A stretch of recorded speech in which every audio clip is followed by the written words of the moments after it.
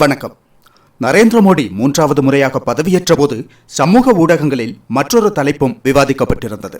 அதாவது மர்ம நபரும் 3வது முறை பதவியேற்றுள்ளாரா என்பதாகும் அந்த விஷயம். அந்த கேள்விக்கு பதிலளிக்கும் வகையில் சென்ற வாரம் பாகிஸ்தானிலிருந்து ஒரு செய்தி வெளியாகியிருந்தது. பாகிஸ்தானின் முன்னாள் ராணுவ அதிகாரியான அமீர் ஹம்சா மர்ம நபரால் சுட்டுக் கொல்லப்பட்டதாக தற்போது தகவல் வெளியாகியுள்ளது. அமீர் ஹம்சா முன்பு பாகிஸ்தான் ராணுவத்தில் பிரிகேடியராக இருந்தவராவார். அவரை ஏன் மர்ம நபர்கள் தீர்த்து கட்ட வேண்டும் அல்லது ஏன் அவரை குறிவைக்க வேண்டும் என்று கேட்டால் அதற்கு மிக தெளிவான பதில் உள்ளது. பிப்ரவரி 2018 இந்தியாவின் காஷ்மீரில் உள்ள ராணுவ முகாம் மீது தாக்குதல் நடத்தப்பட்டிருந்தது. அந்த தாக்குதலுக்கு மூளையாக செயல்பட்டதாக இந்திய புலனாய்வு அமைப்புகளால் அடையாளம் காணப்பட்ட ராணுவ அதிகாரி ஆவார் அந்த அமீர் ஹம்சா. அந்த அமீர் ஹம்சா மர்ம நபரால் சுட்டுக் கொல்லப்பட்ட செய்தி சில தினங்களுக்கு முன்பு வெளியாகி இருந்தது.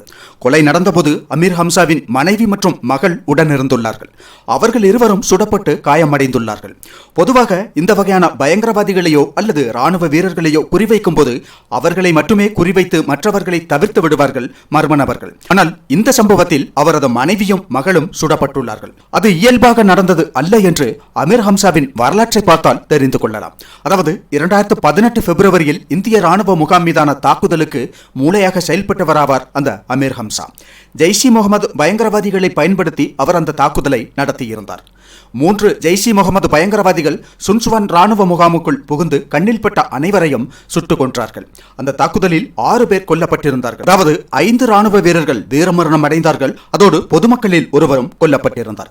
கொல்லப்பட்ட அந்த குடிமகன் ராணுவ வீரர் ஒருவரின் தந்தை ஆவார்.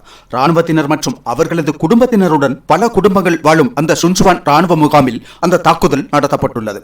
பல குடும்பங்களை மணிக்கணக்கில் முள்முனையில் நிறுத்தியிருந்த கொடூரமான தாக்குதலாகும் அது. மேலும் அந்த தாக்குதலில் பெண்கள், குழந்தைகள் உட்பட 10 பேர் படுகாயமடைந்தார்கள். காயமடைந்த பெண்களில் ஒருவர் கிட்டத்தட்ட நிறைமாத கர்ப்பிணியாக இருந்துள்ளார். அந்த நேரத்தில் குழந்தை ஆபத்தான நிலையில் இருந்ததால் சிசேரியன் மூலம் குழந்தையை வெளியே எடுக்க வேண்டிய நிலை ஏற்பட்டு இருவருக்கும் சிகிச்சை அளிக்கப்பட்டது. மேலும் ராணுவ வீரர் ஒருவரின் 14 வயது மகன் தலையில் துப்பாக்கியால் சுடப்பட்டு ஆபத்தான நிலையில் இருந்துள்ளான். அப்படியாக ராணுவ வீரர்களையும் ராணுவ வீரர்களின் குடும்பத்தினரையும் பல மணி நேரம் பெரும் பதற்றத்தில் வைத்திருந்த கொடூர தாக்குதல் குடும்ப உறுப்பினர்கள் பலரை காயப்படுத்தி 5 ராணுவ வீரர்கள் மற்றும் ஒரு வீரரின் தந்தையின் மரணத்துக்கும் வழிவகுத்தது அந்த தாக்குதல். அது ராணுவத்தின் முன்னிலையில் அல்லது குடும்ப உறுப்பினர்கள் முன்னிலையில் நடத்தப்பட்ட தாக்குதலாகும். எனவே அந்த தாக்குதலின் தீவிரத்தன்மை மிகப்பெரியதாக பார்க்கப்பட்டது. அன்று ராணுவ முகாமுக்குள் நுழைந்த 3 ஜெய்ஷ் இ முகமது பயங்கரவாதிகளும் ராணுவத்தால் சுட்டுக் கொல்லப்பட்டார்கள். ஜம்மு காஷ்மீர் போலீசார் சம்பவ இடத்திற்கு வருவதற்கு முன்பாகவே 3 பேரும் ராணுவத்தால் சுட்டுக் கொல்லப்பட்டார்கள். அன்று சுன்சுவான் ராணுவ முகாமில் நடந்த அந்த தீவிரவாத தாக்குதலுக்கு மூளையாக செயல்பட்டவர் அமீர் ஹம்சா என இந்திய புலனாய்வு அமைப்புகள் அடையாளம் கண்டுள்ளன. அந்த அமீர் ஹம்சா தற்போது மர்ம மாமனிதரால் அவரது குடும்பத்தினர் முன்னிலையில் கொல்லப்பட்டது மட்டுமல்லாமல் துப்பாக்கிச் சூட்டில் அவரது மனைவி மற்றும் குழந்தைகளும் காயமடைந்துள்ளார்கள். எனவே சுன்சுவான் தாக்குதலின் பின்னணியில் இந்த தாக்குதலை பார்க்கும்போது குடும்ப உறுப்பினர்களுக்கு ஏற்பட்ட காயம் இயல்பாக ஏற்பட்டிருக்க வாய்ப்பில்லை என்றே தோன்றுகிறது.